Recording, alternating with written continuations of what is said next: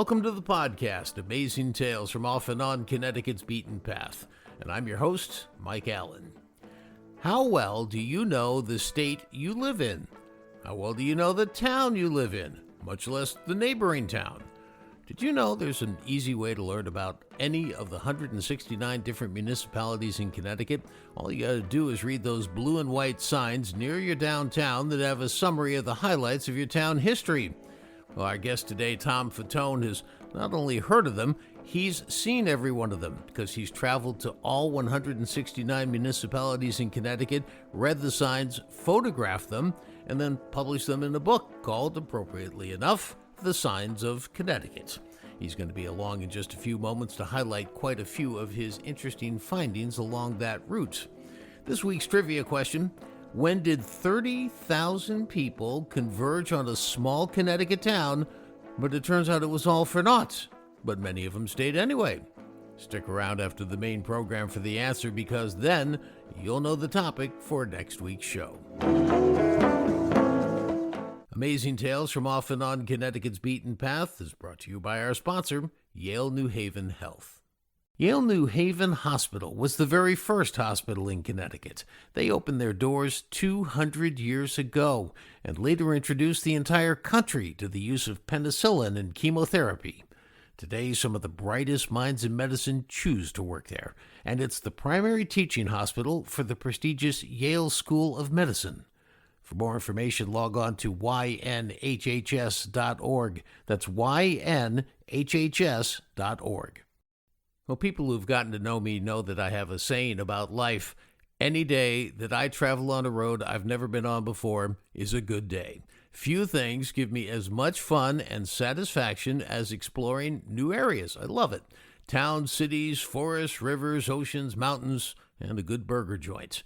Well, today we're going to focus on a person who has logged quite a few miles around the state of Connecticut. In fact, I only know two people who can say with a straight face that they've been to all 169 of Connecticut's municipalities, and today's guest, Tom Fatone, is one of those two. Not only has Tom visited all 169 towns and cities in Connecticut, he's photographed those blue and white history signs, you've seen them, and published a book with those photos and a little write-up about each municipality. It's called The Signs of Connecticut, and it's available at lulu.com. Tom, I have to say I learned a lot about Connecticut in reading this book, and I really have to thank you for this. I mean, first of all, who's got the time to go to 169 municipalities around Connecticut and then take all the time to read the information on those signs? You have done such a great service for this, and what I did, I sat down with the book and had Google Maps on at the same time. And so I would look and see where the town was, because there's so many references to towns being created from other towns, and it all makes sense. So you've really done a great service in bringing all this together. And I just wanted to say that up front. But secondly, then, I've heard the story, but the listeners haven't, how you actually got started on this endeavor. If you could share that with us, that'd be great. I grew up in Bridgeport. When we were young, we used to get on the Parkway and head to New York. There used to be an old exit 50 on-ramp southbound, which is no longer there. There was always this sign that said Trumbull on it, blue sign with white lettering text. And I was always curious what the sign read. Drove by it for many, many years, even when I got my license. And I just didn't able to have the time. And also the location of the sign being in the middle of two roads on an island, it seemed kind of dangerous. Ironically, right across the street from a funeral home. So finally, I was with a friend and I asked her to pull over. I want to read what's on this sign. I'm curious. I see these signs, here and there all over the state. So then I pulled over, crossed the street very carefully, and read the Trumbull Blue Bicentennial sign. And it just explained the history of the town, talking about the Housatonic Railroad, and also mentioning that the sign was exactly where the first meeting house used to be, dating back in Trumbull's history when it broke off from the parent town of Stratford. So that pretty much got the ball rolling. Here and there, I would, randomly see like the Milford sign, take a picture, or if I was up like in Litchfield. But what really eluded me was my hometown sign of Bridgeport. I couldn't seem to find it. I checked in with the town historian. I would ask the mayor's office. So one day I was at work and I was talking to a Connecticut Post reporter. At the time, I had accumulated, I think, 23 of the blue town signs. So he said he'd keep an eye out. He gave me a call the next day. He goes, I think I found your sign. I was in a town meeting last night at the town hall, and your sign is in a closet. I was like, really? He goes, yes. So we arranged a day, and I took a picture of the sign in a closet. And when we were done, he goes, interesting. He goes, well, when you're all done accumulating all 169 of these signs for your municipalities and you write your book, give me a call. We'll do another story. I was like, write a book? He goes, yeah. He goes, once you're all done, this is pretty interesting. You're going to be traveling all over the state. And that's where the idea sprung about writing the book, The Signs of Connecticut.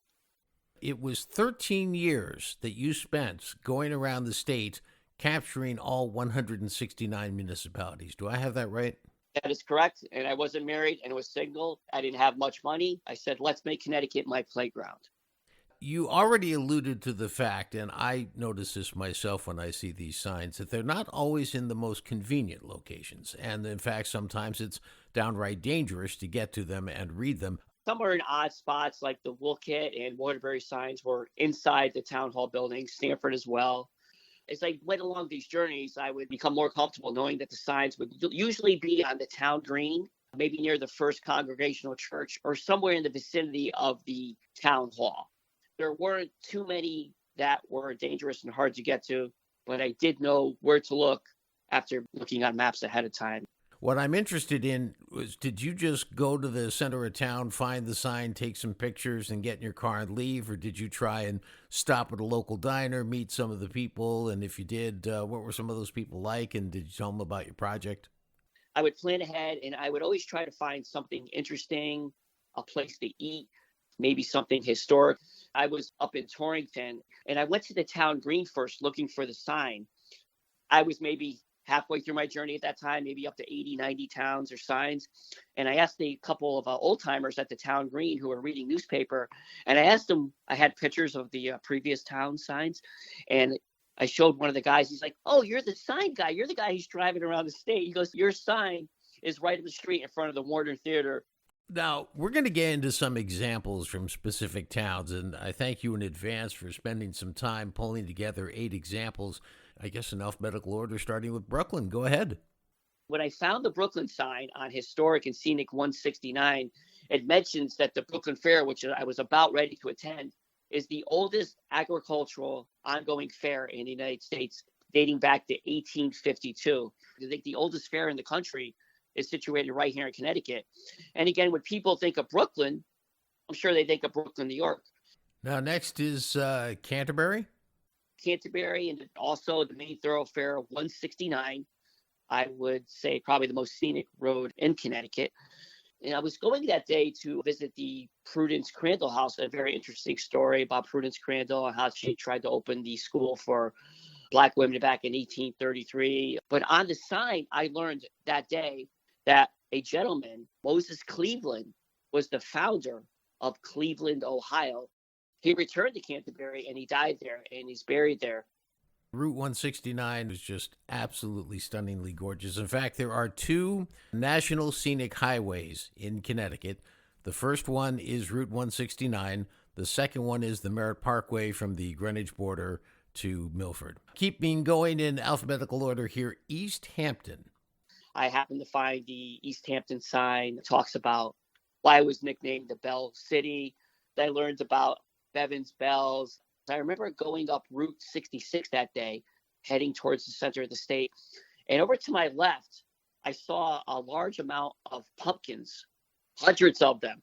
And they all had face paintings on them. They were situated standing up, making human form. There was some kind of festival, carnival going on. What I had found was called Pumpkin Town, USA. And I guess it's just a place where people go in that part of the state to purchase their pumpkins. They have a festival that goes on around Halloween on the weekends, which can't be missed when you're driving on Route 66. Interesting. Harwington. Interesting enough, on the sign, I found out that the founders of the town were both from Hartford and Windsor, hence the Harwin part of the actual name of the town.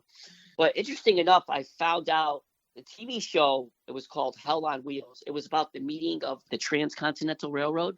Well, the founder of the Central Pacific, which came from the West, meeting the Eastern one. His name was Collis Potter Huntington, and he was actually born in Harlington. Lebanon? I've always taken my birthday off, and I've managed to take a trip around Connecticut and go to a different town. I decided to take a trip to Lebanon, and I decided to mountain bike on the airline trail from East Hampton to the Lebanon Green.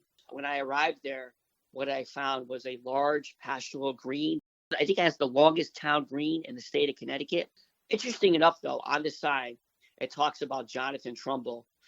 Now, the Jonathan Trumbull House, as I found in the sign, was very interesting because there, during the Revolutionary War, a gentleman by the name of George Washington, Rochambeau, the general, and Lafayette from France, who at the time were here to help us, planned a meeting which would form the last battle, which would take place down in Virginia at Yorktown when we finally were able to defeat the British troops. That's all written there on the sign. You're absolutely right. It's a great place to visit. Now, Lebanon is unusual, and so is another one that I wouldn't have known we had in Connecticut, Scotland. Scotland is known for their festival.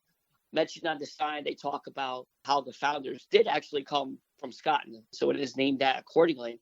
And to this day, they have the most popular Scottish festival in the state of Connecticut. Scotland, what I learned that day, is the birthplace of Samuel Huntington.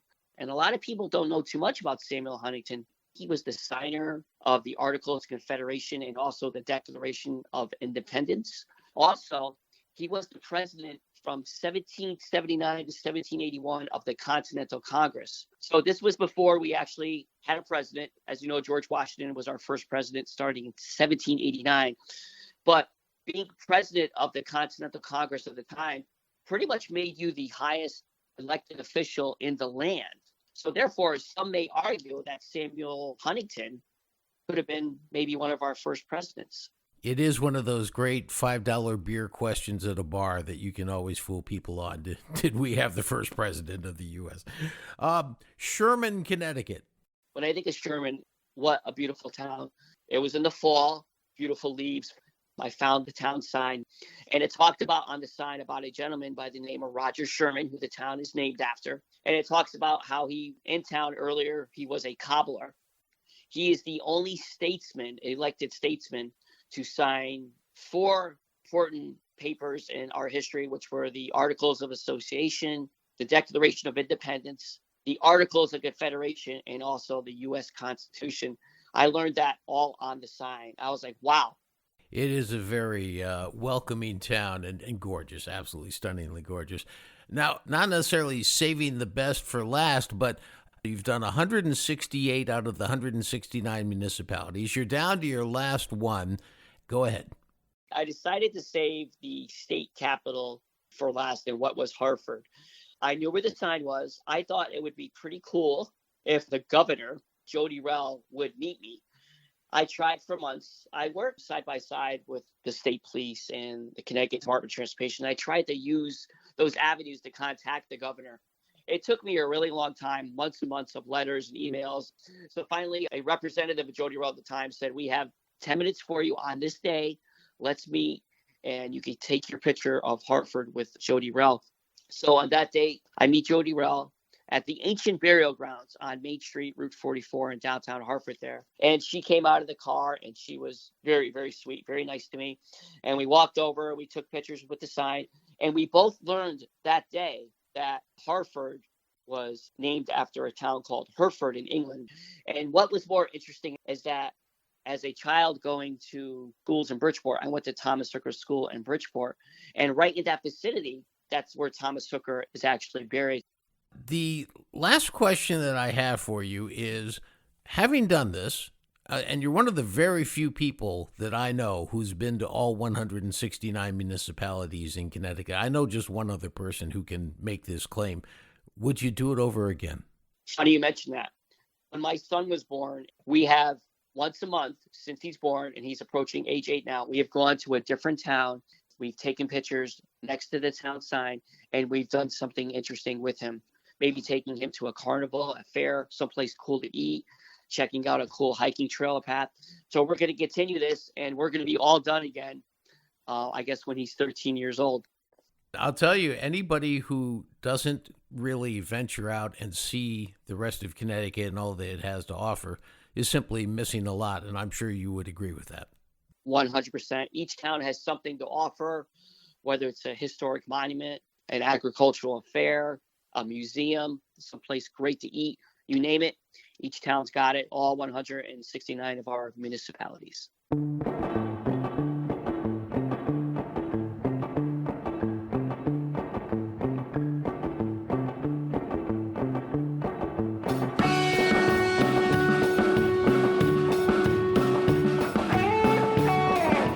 That wraps up this episode of Amazing Tales from Off and On Connecticut's Beaten Path. I suppose today's episode was truly about being off Connecticut's beaten path. Well, I want to thank our guest for today's program, Tom Fatone, author of the book, The Signs of Connecticut. It's a great book available at lulu.com, where you can learn all sorts of fascinating facts and tidbits about Connecticut's 169 towns and cities. The answer to this week's trivia question, when did 30,000 people converge on a small Connecticut town, but it turns out it was all for naught, however many of them stayed anyway? Well, the answer is the summer of 1970, when the Woodstock Concert of Connecticut at Powder Ridge Ski Area in Middlefield was supposed to happen, but didn't. Still, it turned into quite the week-long endeavor for thousands of young persons who frankly didn't want to take no for an answer. Wait until you hear this story. If you like Amazing Tales, don't forget to tell your friends about it and where they can find it. Amazing Tales from Off and On Connecticut's Beaten Path is a production of True North Associates, LLC. This is Mike Allen. Be safe and please stay healthy.